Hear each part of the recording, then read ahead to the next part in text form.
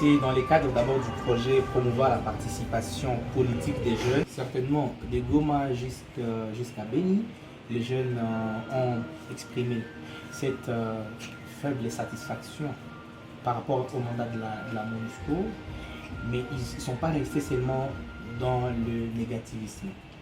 Ils ont proposé des éléments en termes de pistes et de solutions. Les jeunes ont estimé que les patrouilles blindées et isolées, unilatérales, menées par la MONUSCO ne sont pas efficaces. Qu'il fallait plutôt que dans le nouveau mandat à venir, on puisse prendre en compte un format des patrouilles, même pas conjointes, mais unifiées et mixtes, avec la participation et de la MONUSCO, du gouvernement congolais avec tous ses outils de sécurité.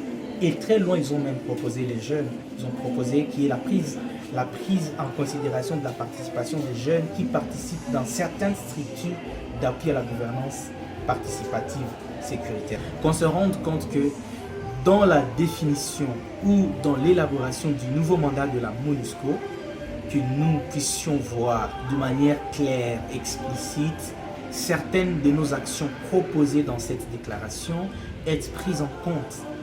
Ne serait-ce que ça, et dans la suite, parmi par exemple d'autres recommandations, on a demandé que le mandat de la MONUSCO soit un pacte de redevabilité tripartite entre la MONUSCO, les gouvernements congolais et les structures de représentation des jeunes, de la société civile, ce qui permettrait aussi la mise en place d'un mécanisme officiel de suivi de la mise en œuvre du plan de retrait de la mission pour permettre à ce que le processus de transfert des compétences soit transparent, inclusif, aussi durable. Parce qu'après la MONUSCO, l'État congolais dans sa souveraineté, la population, le pouvoir et notre terre, nous continuerons à vivre et à consolider l'existence de notre État.